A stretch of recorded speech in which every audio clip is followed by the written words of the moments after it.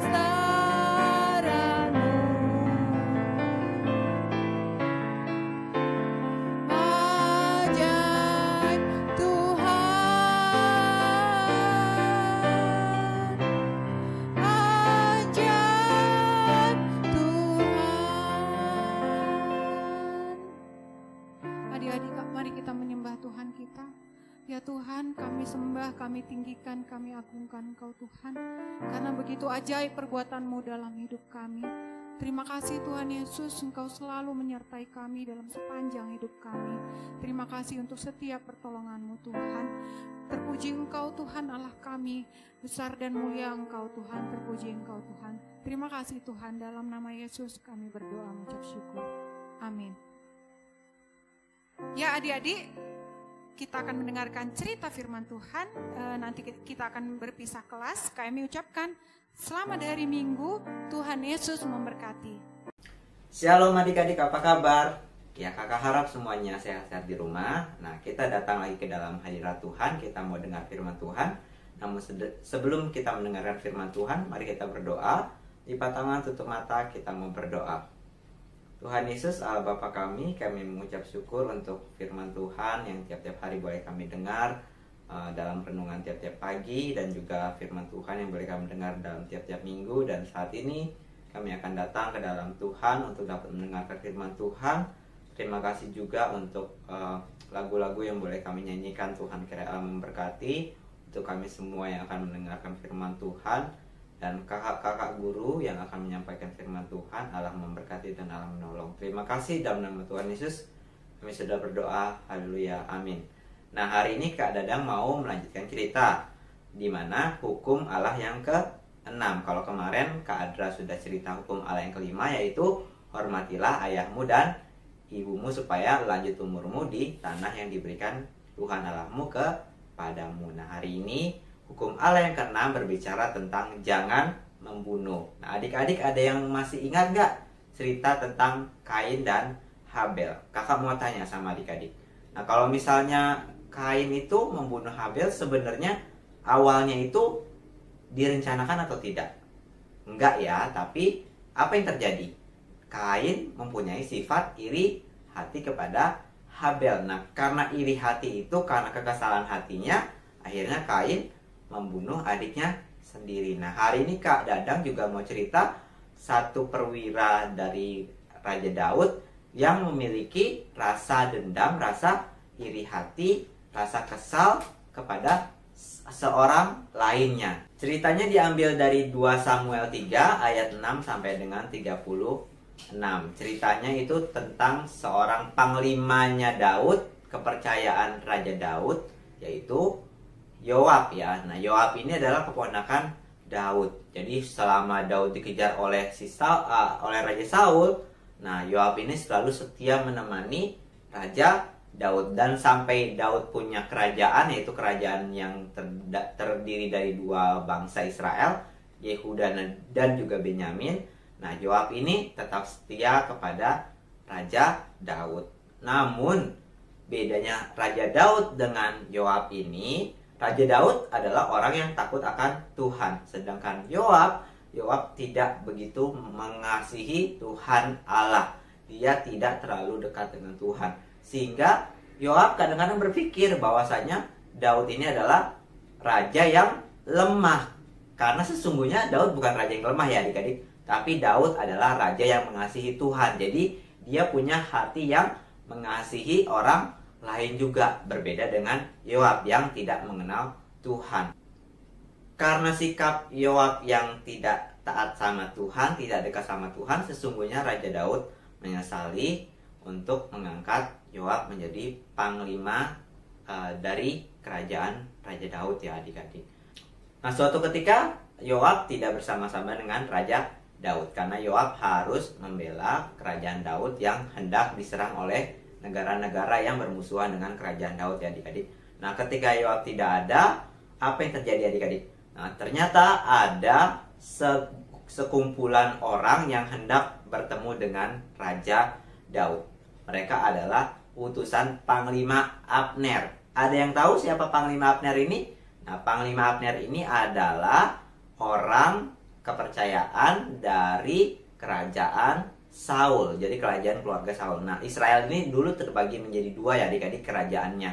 Yang pertama yang dipimpin oleh Raja Daud, lalu yang kedua adalah yang dipimpin oleh keluarga Saul. Meskipun Saul sudah meninggal, meskipun Saul sudah mati, namun keluarganya masih tetap memegang kerajaan itu. Nah, Abner ini adalah panglima perangnya kerajaan Saul ya adik-adik.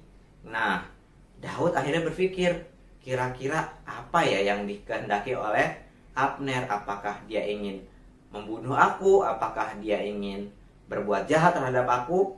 Nah, akhirnya Daud berpikir dan Daud akhirnya memutuskan untuk memberikan ujian untuk Abner. Apa kira-kira ujiannya adik-adik? Daud meminta kepada utusan-utusan Abner untuk menyampaikan kepada Abner bahwa dia ingin Mikal. Nah, Mikal ini adalah istri Daud. Nah, Mikal juga adalah anak dari Raja Saul. Tapi karena dia adalah anak dari Raja Saul, Daud dipisahkan oleh Mikal, oleh keluarganya Saul ya adik-adik. Nah, setelah sekumpulan orang utusan dari Abner itu menerima pesan dari Raja Daud, mereka pun pergi menyampaikan kepada Panglima Abner. Tidak lama kemudian, apa yang terjadi? Abner pun membawa Mikal ke hadapan Daud. Dengan demikian Daud mengetahui bahwa Abner berniat untuk tulus membantu Raja Daud. Jadi Abner ini berniat untuk membela Raja Daud untuk menyatukan kerajaan Israel adik-adik. Karena Abner sudah memenuhi permintaan dari Raja Daud pun mengadakan pesta untuk menyambut Panglima Abner dan juga segerombolan tentara-tentara dari Panglima Abner. Nah, setelah selesai, Abner pun pulang ke kerajaan Saul ya adik-adik. Tapi apa yang terjadi adik-adik? Nah, si Yoab ini, karena Yoab ini sesungguhnya sangat benci, sangat iri, sangat dendam kepada Abner. Karena apa adik-adik? Karena Abner dulu pernah membunuh adik kandung dari Yoab. Adik kandung dari Yoab adalah Asael. Nah, pada waktu itu Abner terpaksa harus membunuh Asael karena Asael nggak mau disuruh pulang oleh Abner. Nah, akhirnya Abner pun menombak adiknya Yoab yaitu Asael. Nah, karena adiknya dibunuh, Yoab pun menyimpan kemarahan, menyimpan dendamnya kepada Abner. Nah, ketika Yoab mengetahui bahwa Daud mengundang Abner ke kerajaannya, Yoab pun marah-marah sama Raja Daud, dan Yoab ingin membunuh Abner. Jadi dia merencanakan rencana yang jahat adik-adik. Apa yang dia lakukan? Dia bilang sama pesuruh-pesuruhnya, pengawal-pengawalnya atau tentara-tentaranya untuk menjemput Abner kembali di tengah jalan. Nah, ketika Abner dijemput atau dikasih tahu, mereka disuruh bohong, disuruh bilang bahwa Raja Daud ingin bertemu kembali kepada Abner. Jadi Abner disuruh kembali ke kerajaan Daud, padahal Raja Daud nggak nyuruh demikian ya adik-adik. Nah, ketika Abner kembali ke kerajaan Daud, nah disitulah Yoab membunuh Abner. Jadi Yoab itu menghunuskan pedang kepada Abner, dan disitulah Abner menjadi mati adik-adik. Nah, ketika mendengar hal itu, Daud merasa bersedih dan Daud marah kepada Yoab. Dan Daud memerintahkan untuk Yoab dan tentara-tentaranya untuk menghormati Abner. Ketika jenazah Abner hendak dimakamkan, Daud pun ikut mengiringi, dan di situ rakyat dari bangsa Israel mengetahui bahwasanya Daud tidaklah bersalah. Itu adalah salah dari Yoab, karena Yoab yang membunuh Abner ya adik-adik. Yoab masih tetap menjadi panglima dari Raja Daud atau kerajaan Daud ya adik-adik. Nah, bahkan sampai Absalom, anak dari Raja Daud, ingin memberontak kepada Daud, ingin merebut tahta kerajaan dari Raja Daud. Raja Daud pun bilang sama Yoab bahwasanya dia tidak boleh membunuh Absalom. Tapi apa yang dilakukan oleh dia adik-adik? Dia tidak menaati perintah dari Raja Daud. Dia membunuh Absalom, anak dari Raja Daud. Nah, karena hal itulah akhirnya Raja Daud memecat Yoab menjadi panglima perangnya. Dan pada akhir hidupnya, Yoab pun dibunuh di mezbah Tuhan pada zaman kerajaan Raja Salomo. Raja Salomo ini adalah raja yang menggantikan Raja Daud, anaknya Raja Daud ya adik-adik. Nah, disitulah akhir hidup dari Yoab, karena Yoab tidak mengasihi Tuhan Allah dan dia hanya berpegang kepada pemikirannya saja. Nah adik-adik, hari ini yang boleh kita pelajari, yang pertama, jangan seperti Yoab atau jangan seperti Kain yang menyimpan dendam, yang menyimpan iri, yang menyimpan amarah atau menyimpan marah. Karena hal itu bisa menjadi akar pahit dan bisa menjadi hal yang buruk bagi kita. Jadi adik-adik, kalau misalnya ada marah, ada kesel, jangan disimpan di dalam hati, tapi harus minta ampun sama Tuhan supaya Tuhan memulihkan amarah adik-adik ya adik-adik. Nah, yang kedua, harus punya hati yang mengasihi. Jadi kalau misalnya mungkin ada teman, ada kakak, ada adik yang menyakiti dalam perkataan, adik-adik harus minta ampun sama Tuhan dan berdoa sama Tuhan supaya adik-adik tetap tenang dan tetap damai sejahtera. Jadi nggak marah, nggak dendam ya adik-adik.